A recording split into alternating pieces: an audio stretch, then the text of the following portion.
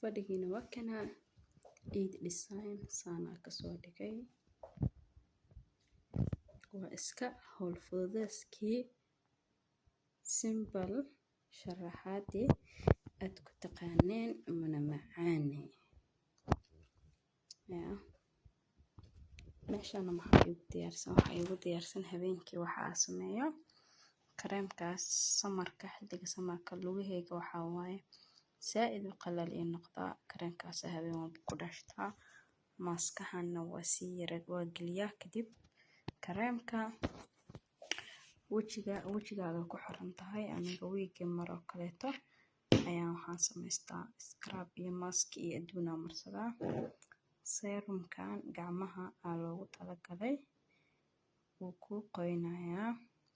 habeen walba iska marsadaa labadan serum collagen serum iyo vitamin C serum ayagana habeen walba ayaan marsadaa halkan kiniiniyada aan mar walba u baahanahay oo kale aan ku soo diyaarsadaa halkan hawl fududees bahasha kafeega kii shaaha sonkorta iyo cadeyska bahalkan jikada leh waa buu aayaba afaarahanaba iska saartaaba marka waa idinkaas asxaabey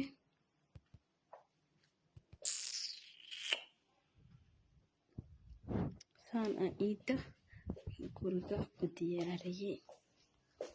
meeshaan waxaa bukiyeerkeyga qotada ah waaye meeshaan ha iga hilmaamina subscribe share like comment qurux badan anigana videoyada quruxda badnaa aad igaga barateen iyo fikradihii quruxda badnaa idinkagama hagran doona haddii Ilaahay raali ka noqdo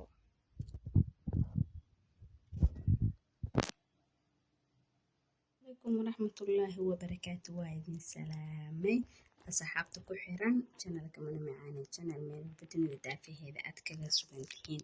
ومن معاني أو إذن له إيد مبارك كل عام وأنتم بخير إيدا إيدا إلهي بش يبرواقو هنوغو جارسيو لسانك إيدنا واكنا أنا إلهي أمريكيس دتكو اسكو دوخ معها أنا waxaa jeclahay guriga inuu faaruq ahaado xabada bariiska ah ee dhulka ku dhacdo in la arko sababtoo ah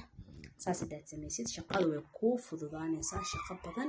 guriga ma ka qaadanayso wasakh badanna ma ka yeelanayo laakiin haddii aad roog weyn dhigtid waxaa ku xafishka aad isku badisid mar walba ana waa iraahda xafishka hadaad isku badisid shaqadii adiga isku badiyay gabaray laakiin haddaad hawsha fududaysatid waxaa waaye gurigaaga mar walba nadiif uu ku ahaanaya wax yar tirtiraad iyo bedel iyo meelaha boorka laga jafjafay iyo darbiga oo maaragtay bishii mar la dhaqa iyo buu noqonayaa su'aal waxa ay soo laalaabatay miiskan dad badan waxay dhahaan muno hal xabo miyaa intaan snapka iyo meelahaas uga jawaabay hal xabo ma ahan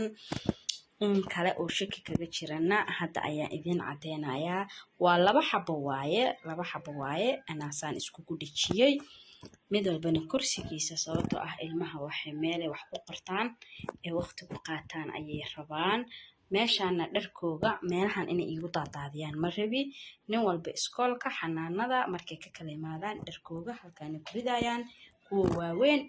kuwa yaryarkana nin walba sigisaamaha iyo kastuumooyinka iyo garamada ee iskaga ridayaan waa hawl fududeysada muna macaani ayay ka mid tahay ilaahay markiisa aniga shaqada soo laalaabata ma jecli marka waa idinkaas qolka ilmaha sidaan ayaan ka dhigay ida wakas subscribe iyo share iyo ha iga hilmaamina like iyo commentiga quruxda badan dhiirigelin ay ii noqonaysaa aad iyo aad ayaad ugu mahadsantihiin daawashadiina qaraabos waa idin salaamay qolka jiifkana sankaan ka dhigay beer Soomaali soo beer lugma dhihi jirin iga soo saxaada qaltay waa ka simple hawl fududees naagtii looga daba haray waatana